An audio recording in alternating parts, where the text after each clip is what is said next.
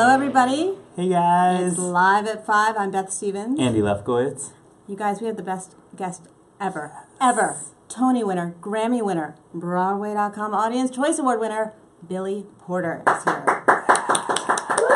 We also have a studio audience, which consists of Billy Porter and some other people. Okay, but let's talk about the news. Yeah, so Paula Vogel's new play Indecent opens on Broadway tonight at the Court Theater. Happy opening to Happy them. opening, Indecent. It's directed by Rebecca Teichman, who also created the piece with Paula Vogel. This is Paula Vogel's Broadway debut. Isn't that weird? At 65. She's Crazy. a Pulitzer Prize-winning theater legend, so it's pretty exciting. Are you feeling? Yeah. I'm feeling a little nervous because Pittsburgh is watching. I'm just letting you know, Billy. Yes. Pittsburgh is watching. Hello, Pittsburgh. Yes. We have some more. We have some big news. Yeah. We have a Tony's host. We have Kevin Spacey hosting the Tony Awards this year. And he's a Tony winner. He sure is, for Lost in Yonkers. So that's super exciting. The nominations are announced on May 2nd, and the Tonys are June 11th at Radio City. And he can sing, apparently. Yeah. And also do impressions of a lot of celebrities. Hopefully that also House of Cards is going to come out right before the Tonys. Really pumped in case you're about looking that. for some kind of reason, or rhyme, or reason. Totally. Groundhog Day opened on Broadway last night, and Matt Rodin did an awesome red carpet challenge in which he asked cast members to talk about their morning routines. You might be surprised to see how the video turned out and the responses that kind of... It might get a little repetitive. A little let's say. repetitive, Just a little yeah. bit. That's Also, true. And congratulations to Andy Carl. It was a triumphant opening night after a very dramatic weekend. Yeah. So that was pretty awesome. It's really awesome. What else is going on? So there's going to be a one-night performance of something called All the President's Men with a question mark that's that's debuting in London. And basically what this is, it's an edited version of scenes from the U.S. Senate's 2017 confirmation hearing for President Donald Trump. Okay, so this is not Bernstein and Woodward. It's not. I just want to clarify. To be clear. Thank you. Yeah. Thank you. So this is going to star Alan Corduner and Tony nominee Sinead Cusack. And after playing London, it's going to come to the Public Theater in 2018 for one night. One night. One night. We don't know what night that is yet, but it will be announced. So that's really exciting. Christian Borle stopped by The Late Show with Stephen Colbert last night. It's pretty amazing. Yeah. He talks about his bald head, because I know that's all anyone wants to talk about with Christian Borle right now. It looks great. And he wants to settle a score with Mikey from preschool. Just watch it. He sure does. You'll watch understand. it. And then go see Charlie and the Chocolate Factory. Sure, do that too. Yeah. Kristen Chenoweth, Broadway darling, stopped by Live with Kelly today, and she played Impression Session, and she gave two incredible impressions of music legends from across the spectrum. A little younger, a little not You want to as name young. some names? Sure. Britney Spears was one of them. Kristen did Britney? Yeah, she gave an incredible Britney impression. And the other one was Barbra Streisand. Of course she did. Yeah, definitely worth a watch. Kristen can do whatever she wants. She sure can. We love her. Yeah.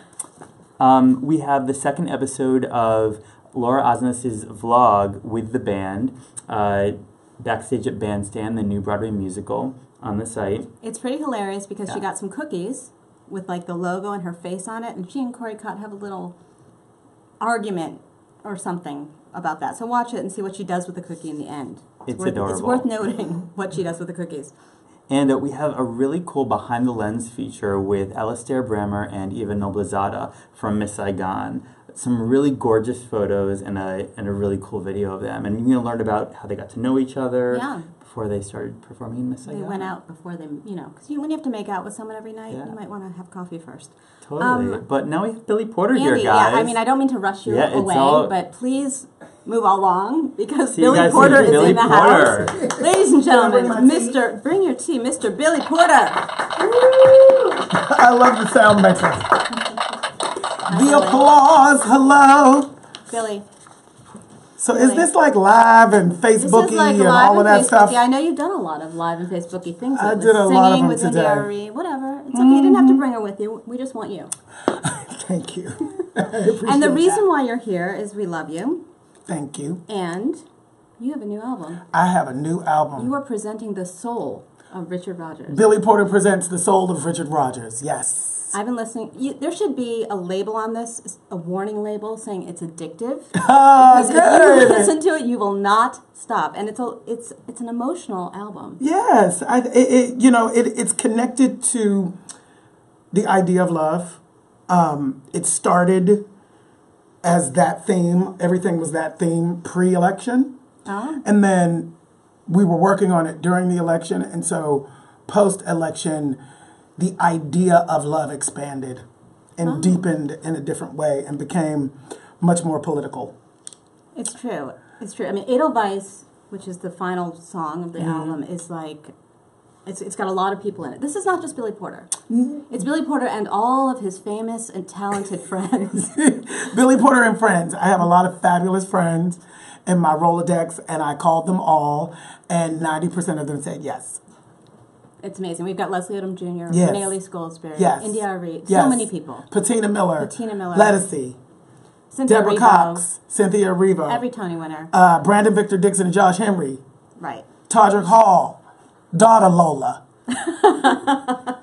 So, why Richard Rodgers? Where did this come from? Well, first of all, Richard Rodgers is his sound, his music has stretched across generations. And I feel like even if you don't think you know a Richard Rodgers song, most people do know at least one. Oh, yeah. You know them. You just don't even know you know them. Yeah, and it was the pop music of its day. Mm-hmm. And one of the things that I wanted to focus on this record was classic to the contemporary. Yes, this is Richard Rodgers like you have not heard that music before. It's arranged differently. Yeah, it's soul. It's the soul of Richard Rodgers. And I grew up in the Pentecostal church. I sang, I sang gospel music, R&B music, soul music. That's where I come from. And then I get bit by this theater bug. And the two worlds, when I started in the business, were so far apart, it never felt like they would ever come together. And it's been my life's goal and my life's mission to bring these worlds together because our stories are rich. Our stories need to be told, and they need to be told authentically. And so, this is just a culmination of all of that for me. So did you know how to match each person with the song? How did you go through that? Walk me through your process a little bit. Well, we started with the material. And this idea for The Soul of Richard Rodgers sprung from, actually, a show that we did prior, me and James Sampliner, my writing partner. We wrote a show called Being Alive, which was taking Sondheim's music and putting it in a musical review with an all-black cast, and all of the arrangements were soul and R&B and gospel and jazz and all that stuff. And Susie Dietz, who was the producer of that, got a job at Reprise Theater in L.A. This is back in 2009, and they were doing a Richard Rodgers season.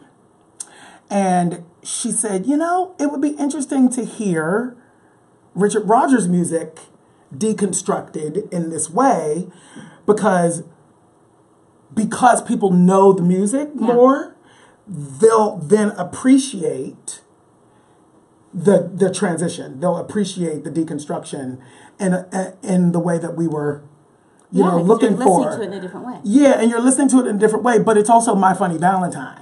Exactly. You're seeing that deconstructed. Yeah, you're seeing these songs that are more at the forefront. It's more raw. It's more pure. Yeah. It's so good, you guys. If you haven't listened to it, you have to. Let me ask some questions because we've got the people. The people, I see they're scrolling up the people are scrolling. I'm trying, kids. I'm trying to learn how I'm learning. Mostly they're saying how much they love you. So thank you.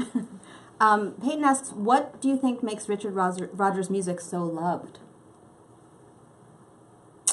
That's a really good question. I think it's about the simplistic truth of the melodies that are clear and plain and something that you can latch onto. And I don't mean plain as a pejorative. I mean like something that, normal, regular people who aren't musical can pick up on quickly. And that latches us in, that hooks us in. And I think, You know, it was the pop music of its day. You know, we forget that. Broadway was the pop music back in the heyday of its day. And so those structures, the way the songs are structured, are the way we receive music. We receive it that way and can break it down in our brains that way. So I think that's one of the reasons. There's so many questions. I'm just going to try and get along. Someone is asking, Chelsea's asking, what's your favorite song on the album? They are all my favorite songs on the album. But at the moment, I would have to say the 3 favorites are the political stuff. Because, you know, I'm embroiled in the middle of that for my own self. I don't know about y'all, but, you know, I'm trying to resist. We're resisting with Sass, with Gonna Wash That Man Right Out of My Hair, with Todrick. You know, we're resisting with Peace and Love, with Carefully Taught, which I do with India Ari.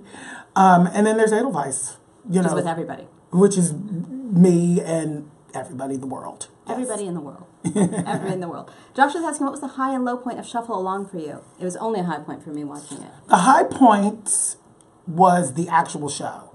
The low point was that it ran for 3 minutes. Yeah. Low. I don't like that. But, you know, you win some, you lose some. I know. Sam is asking, how do you make the music relevant for today's audience?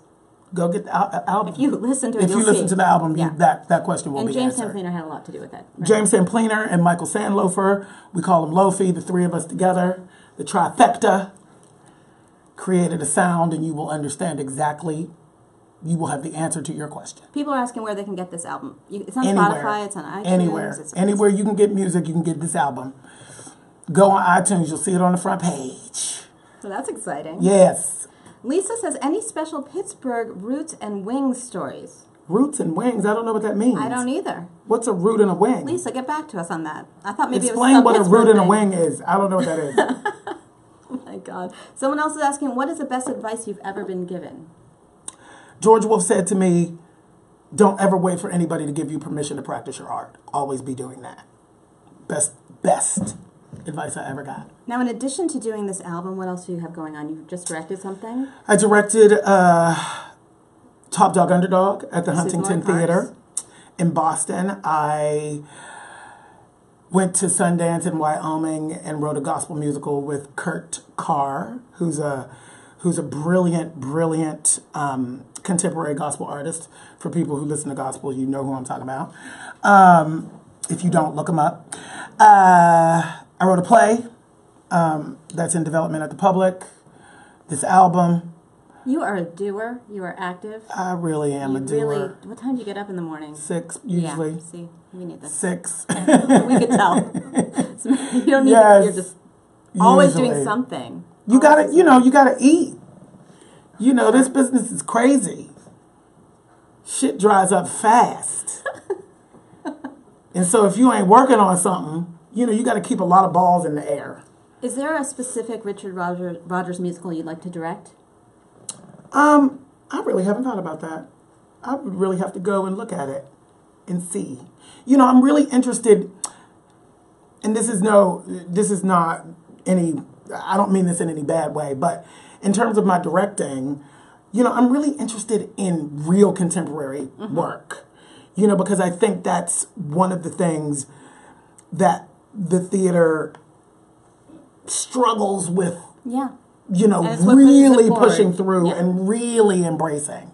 You know, it's like we need something sooner than every 20 years, like that Hamilton. Would be nice. You know what I mean? We need something sooner than that to stay relevant. And I want to be a part of that movement. There's so many questions for you. I'm losing my mind. First of all, Roots and Wings. How your hometown grounds and launches you. That's what that Roots means. and Wings, yes. Yes, all of my roots are there.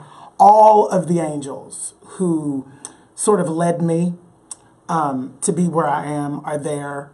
I always go back to get inspiration. I love Pittsburgh. So yes, Roots and Wings. Caroline asks, what is your favorite show of all time? That's a hard question. I don't do that, actually. I might do 5, I might do 10, but like there's so many reasons for different things. and different shows, and I don't want to leave nobody out. I don't like that question. Do you go back and see the shows you've been in that are still running? Yeah. You go back and see Kinky Boots and all? I've gone back to see Kinky. I mean, that's Did you see Miss Saigon, which you were in, but not this I production? haven't. I was invited to the opening, and I was on tour, so I'm gonna see that soon. It makes me feel very old. No. He was just here a second ago. Oh, right, okay. It was just a second. Okay. Okay, this is also a really hard question, then we got to get out of here. Natalie says, what was your favorite project? My favorite I mean, that's project really in wide. general? Yeah, that's a wide list. I mean, I would have to say that Angels in America, the revival of the Angels in America, which is the play that changed my life 20 years prior, is obviously one of my favorites, and it remains the turning point. And Being how, in it or seeing it? Seeing it, and how I sort of live my life creatively, and the choices that I make now in my life in general, as well as creatively. And then Kinky Boots. You know, I mean, what is better than Kinky Boots? I love the way you say Kinky Boots. I just Kinky want to say that. You guys, go get this album. Please. Billy Porter presents The Soul of Richard Rodgers. You can get it anywhere. Thank you for coming in, Billy. Thank you for having me. It's so good to see you. Bye, you guys. We'll see you tomorrow.